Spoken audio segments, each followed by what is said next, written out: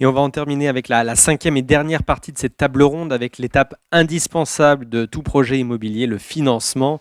Ce sont des banquiers qui s'installent sur le plateau pour en parler. Alain Chaurel, directeur du pôle de l'immobilier de la Banque Populaire Auvergne-Rhône-Alpes, et Olivier Mérieux, directeur de l'accompagnement des particuliers sur le réseau Isère de la Caisse d'épargne Rhône-Alpes. Messieurs, je vais vous demander aussi un maximum de concision. On a 10 minutes de retard et Sarah là-bas au fond de la salle, qui est ma grande maître des horloges, me fait des grands signes depuis tout à l'heure. La crise sanitaire, Alain Chaurel, et le fil de traîne de ses conséquences économiques ont-ils rendu l'accès au financement de projets immobiliers plus difficile actuellement ? Alors, oui et non, comme toujours. Bon, on constate depuis avant la crise ukrainienne, on a constaté un début de regain d'inflation. Et ça, pour les régulateurs et les banques centrales, c'est vraiment l'ennemi numéro un, l'inflation. Donc, des mesures ont commencé à être prises pour réduire l'inflation, des mesures financières. Arrive la crise ukrainienne. Donc on a un surenchérissement évidemment de toutes les matières premières qui contribue largement à l'inflation.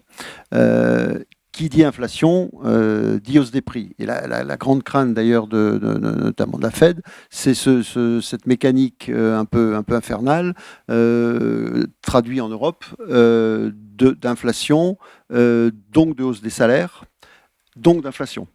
Hausse des prix, hausse des salaires, inflation. Ça, c'est le cycle infernal dans lequel il faut essayer de ne pas rentrer. Mais c'est assez compliqué. Donc ça se traduit évidemment par des hausses de taux. On était dans une situation depuis plusieurs années qui était à la fois inédite et économiquement insensé, il faut bien le reconnaître, avec des taux négatifs. Rien que la notion... Enfin, imaginez ce que peut être intellectuellement un taux négatif, c'est-à-dire que j'emprunte de l'argent et je rends moins que ce que j'ai emprunté. Ça n'avait tout simplement pas de sens, mais on vivait avec ça. Pour les banques, tout le modèle économique des banques, l'existence d'une banque, résonne sur la notion de taux d'intérêt. Avec des taux négatifs, c'était le modèle même des banques qui se trouvait en difficulté.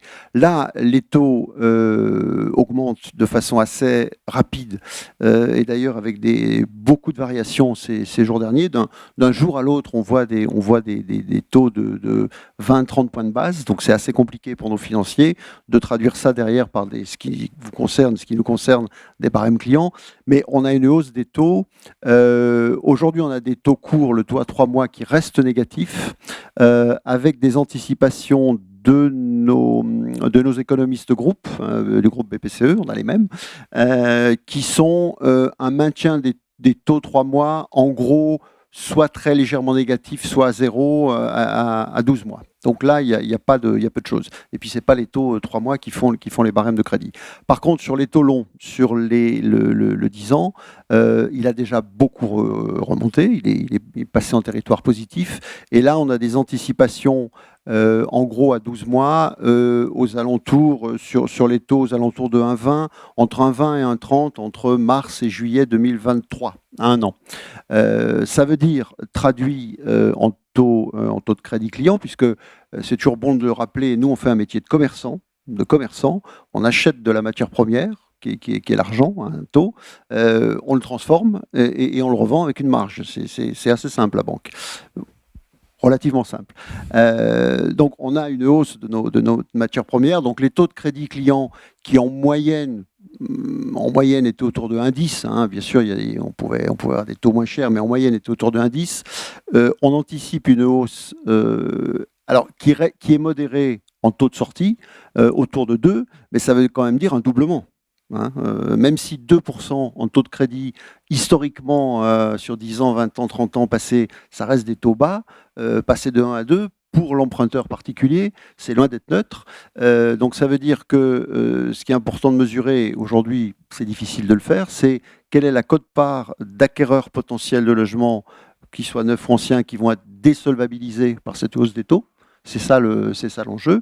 Le deuxième enjeu, c'est de voir dans les bilans, notamment des promoteurs, puisque nous on travaille beaucoup, on finance beaucoup les promoteurs, les frais financiers depuis 2-3 ans, c'est quelque chose qui est marginal.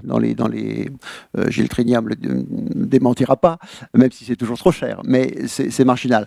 À partir du moment où les taux remontent, le prix de revient d'une opération, avec tout ce qu'on a vu sur l'inflation des matières, mais aussi, on en reparlera peut-être, le coût du foncier qui devient démentiel.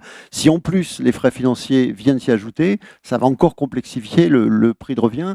Et si en amont, au bout de la chaîne, il y a moins d'acquéreurs, parce que c'est pas qu'on veut plus les financer, c'est que les taux mécaniquement vont désolvabiliser une partie des acquéreurs. Très bien, merci beaucoup.